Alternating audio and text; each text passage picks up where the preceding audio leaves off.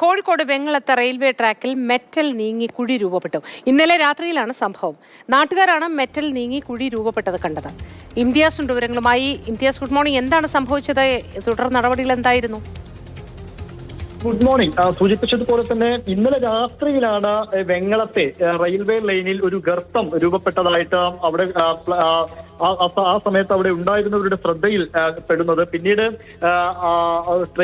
തുടരെ ട്രെയിനുകൾ പോയ സമയത്തുമൊക്കെ ആ കുഴിയുടെ വലിപ്പം വലുതാവുന്നതായിട്ടും നാട്ടുകാർ പറഞ്ഞു. പിന്നീട് അങ്ങോട്ടേക്ക് ഡിവൈഎഫ്ഐ പ്രവർത്തകരൊക്കെ എത്തിയിരുന്നു.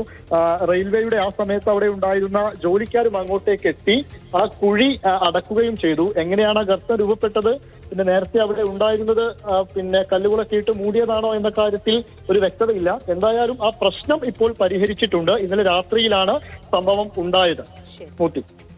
ശരി ഇംതിയാസ്, വലിയ അപകടം ഉണ്ടാകുമായിരുന്നു, പക്ഷെ അത് ഒഴിവായി.